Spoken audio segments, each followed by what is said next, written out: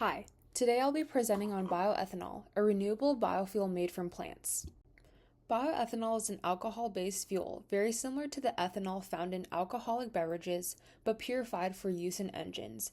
It's made mostly from plant materials like corn, sugarcane, or more advanced sources such as cellulosic biomass from agricultural waste. Today, bioethanol is most commonly blended into gasolines as E10, E15, or E85, which you may have seen labeled at gas stations. It's considered renewable because the carbon in the fuel originally came from the atmosphere through plant growth. The main crops used for bioethanol are corn in the United States and sugarcane in Brazil. These plants are grown on large agricultural fields and require sunlight, water, CO2, and soil nutrients. Through photosynthesis, the plants convert sunlight into chemical energy and store it as starch in corn or sucrose in sugarcane. These carbohydrates are key ingredients needed for producing ethanol because they can be broken down and fermented into alcohol. The production of bioethanol involves several important biological and chemical processes. First, the plant biomass is harvested and ground into a mash. Next, enzymes are added to break down starch into simple sugars. This is important because yeast can only ferment simple sugars, not complex starch. Then comes fermentation, which is the central biological step. In fermentation, yeast perform anaerobic respiration, meaning they break down sugars without using oxygen. The yeast convert glucose into ethanol and carbon dioxide. After fermentation, the mixture is heated in a process called distillation, which separates ethanol from water and other materials. Finally, the purified ethanol can be blended with gasoline. Bioethanol made from corn and sugarcane is fully commercialized and widely available. The US and Brazil are the world leaders in ethanol production. You can buy E10 at almost any gas station. However, the most environmentally promising form, cellulosic ethanol, which uses crop residues, grasses, or even wood, is still in research and early development stage because the technology to break down tough plant fibers is more complex and expensive.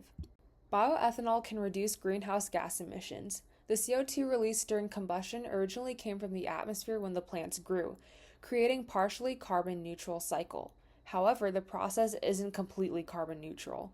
There are emissions from tractors, fertilizers, irrigation, transportation, and the energy needed to run ethanol plants. Even so, most studies show that bioethanol produces lower net emissions than gasoline, especially when made from sugarcane or cellulosic sources. Economically, the bioethanol industry supports farming communities, creates jobs in rural areas, and reduces dependence on imported oil. It's a $1 million industry in both the US and Brazil. However, growing crops for fuel requires land, water, and fertilizers, and in some cases can increase food prices. So while the economic benefits are significant, they need to be balanced with agricultural demands. Most people encounter ethanol through fuel labels like E10 or E85 at the gas station. Government programs, environmental campaigns, and automotive companies promote ethanol as a cleaner alternative to gasoline. There are also public concerns, especially around engine compatibility and the food versus fuel debate. So communication focuses on safety, sustainability, and the benefits of biofuels. Overall, bioethanol is a useful transitional fuel. It reduces emissions compared to gasoline and is already widely available. But crop-based ethanol has limitations, including land use and water demand. My recommendation is to gradually shift investment towards cellulosic ethanol, which uses agricultural waste instead of food crops and has a much better environmental profile. If funding weren't an issue, the next steps would include large-scale investment in cellulosic ethanol, engineering more efficient enzymes and fermentation microbes, and building carbon-neutral biorefineries. We could also expand sustainable crop systems and integrate renewable energy into the entire production chain. This would create a cleaner, more efficient, and far more sustainable ethanol industry. In summary, bioethanol is a widely available renewable fuel with significant environmental and economic advantages. If we continue technological improvement, it can transform into a major clean energy source for the future. Thank you!